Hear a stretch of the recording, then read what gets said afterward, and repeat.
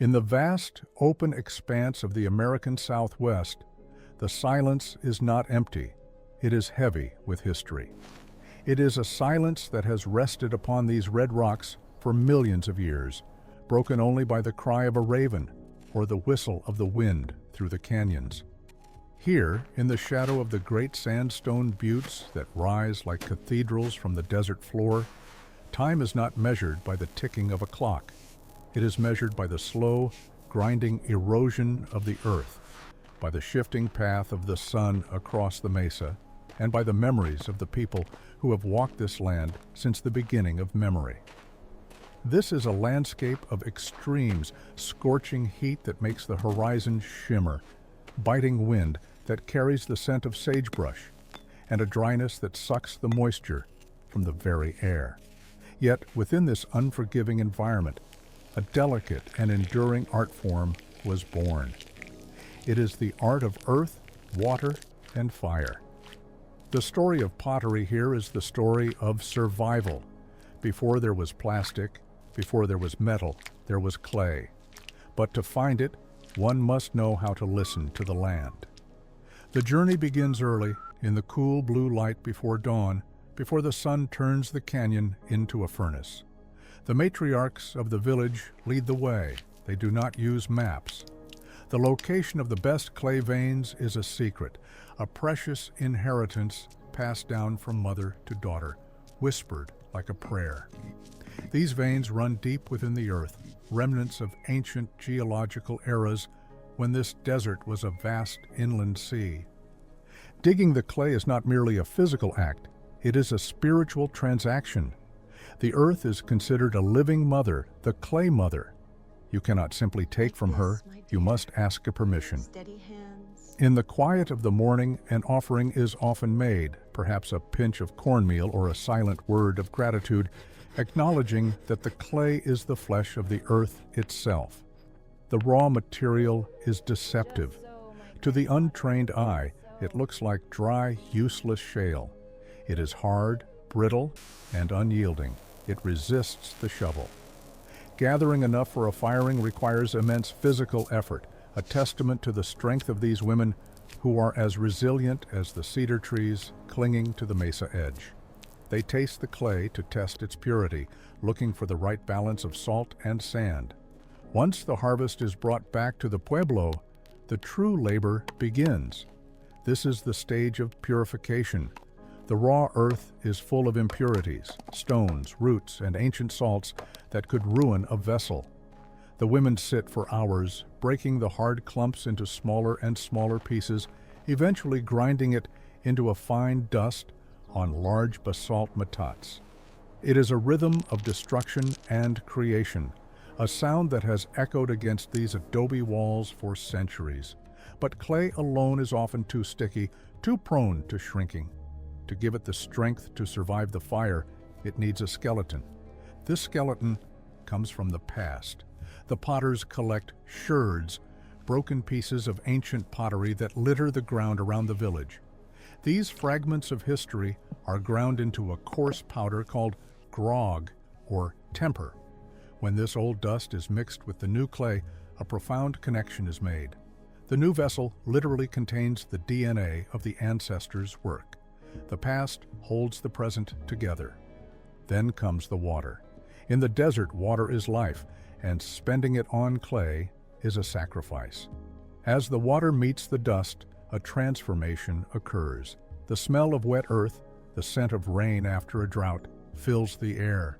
The mixing is done by foot and by hand. It is a full-body engagement. They stomp and knead, driving out every pocket of air. An air bubble is an enemy. In the heat of the kiln, it will expand and shatter the pot like a bomb. The clay must be wedged until it is smooth, elastic, and uniform, a process that demands patience and strong, knowing hands. Unlike the potters of the Old World, the indigenous peoples of the Americas did not use the potter's wheel. They did not rely on mechanical speed. Instead, they used the coil method, a technique that requires a stillness of mind and body. The process often begins in a puki, a shallow bowl used to support the rounded base of the new pot. From there, the potter rolls the clay into long, snake-like ropes. She circles the base, building the walls up layer by layer, spiral by spiral. It is a slow ascent. The pot grows like a plant reaching for the sun. This method allows for shapes that a wheel cannot easily produce: asymmetrical forms, organic bulges, and necks that tilt with a human grace. The young granddaughter watches the elder. She mimics the movements, her small hands struggling to maintain an even thickness. The grandmother guides her, not with harsh words, but with a gentle touch, correcting the pressure. She teaches her that if the walls are too thick, the pot will be heavy and may explode. If they are too thin, it will collapse under its own weight. It is a lesson in balance, a lesson that applies to life as much as to pottery. Once the form is built, the evidence of the coils must be erased. Using a piece of dried gourd, known as a kajep, or a smooth river stone, the potter scrapes and smooths the sides. She unifies the separate coils into a single, continuous surface. The vessel begins to breathe. It takes on a personality, but it is still rough, still porous. To make the pot watertight and beautiful without the use of glass-based glazes, the women use a technique called burnishing. This is the art of friction. After applying a thin layer of slip, a liquid suspension of ultra-fine colored clay, they take a polishing stone. These stones are heirlooms, passed down for generations, worn smooth by the thumbs of ancestors. For hours, the potter rubs the surface of the drying pot. The pressure compresses the clay particles, aligning them like shingles on a roof. Slowly, a deep, warm luster emerges. It is not a shiny glaze sitting on top. It is the skin of the pot itself, glowing from within. Before the paint touches the surface, there is the waiting. The drying phase is critical and often overlooked. The pots must sit in the shade, protected from the direct sun and wind, losing their moisture slowly. If they dry too fast, they warp. If they are fired while damp, they burst. This waiting game teaches the village to slow down, to align their schedule with the evaporation of water. Only when the pot is bone dry and warm to the touch is it ready for the artist's brush. Now, the vessel is a canvas. The painting is done with brushes that would seem primitive to a modern artist, yet they are capable of incredible precision. They are made from the leaf of the yucca plant, chewed at the end to leave only a few stiff fibers. The black paint is often derived from the boiled juice of the Rocky Mountain bee plant, a thick, dark syrup that has been prepared days in advance. It is a sticky, organic substance that will turn into carbon in the fire. The designs are complex geographies of the spirit world. There are no sketches, no rulers. The geometry exists in the mind of the artist. She paints lines that represent the falling rain, step patterns that mirror the mountains and clouds, and stylized feathers that carry prayers to the sky. Notice the focus. She holds her breath to steady her hand. A single slip cannot be erased. The clay absorbs the paint instantly. In many traditions, a spirit line is left, a small break in the border around the rim. This ensures that the spirit of the maker is not trapped inside the pot, and that her creativity can flow out to her next creation.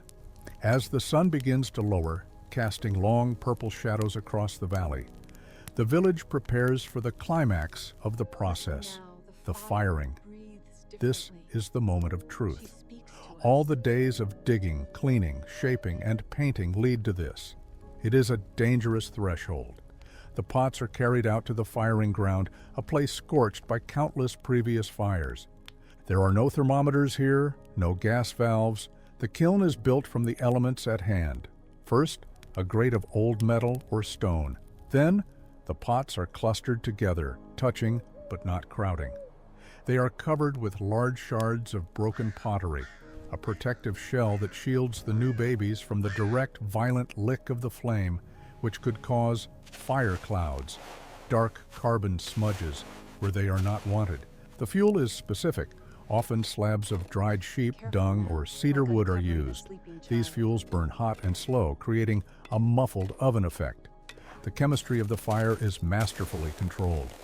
If the air flows freely, the oxygen turns the clay red. But if the potters choose to smother the fire with powdered manure at the peak of the heat, cutting off the oxygen, the clay turns a deep, lustrous black.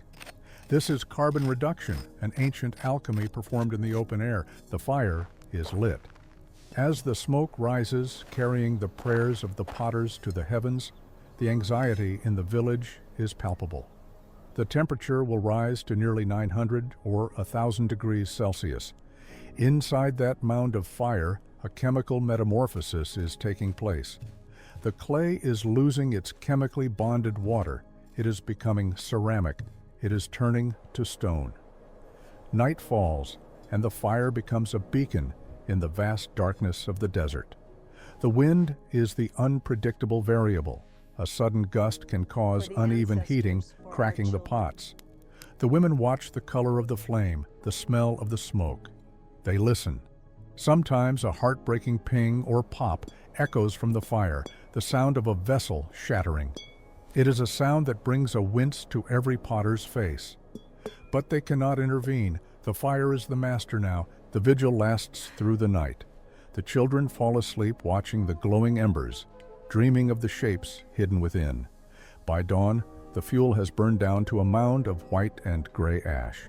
The air is cold, but the mound radiates a fierce heat. The cooling must be slow. If the cold morning air hits the hot pots too fast, they will shatter from thermal shock. It is a lesson in patience until the very end. The pots are singing now, tiny high-pitched pings as the clay contracts and settles into its final form. Finally, the moment arrives. With a stick, the grandmother gently pulls away the remnants of the firing. The ash falls away, revealing the treasure beneath. It is a moment of pure magic. The dull brown earth has become vibrant terracotta, stark black, and creamy white. The colors have set, the pots are tapped. They ring with a clear, bell-like tone, signaling that they are sound, that they are strong. The young girl reaches for her pot. It is warm, almost hot, buzzing with the energy of the fire. She wipes the ash from its surface. It is not perfect. Perhaps the line work is a little wavery, or the shape is slightly lopsided.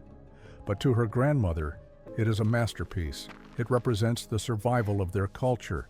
It is proof that the next generation has the hands, the heart, and the patience to carry the weight of tradition.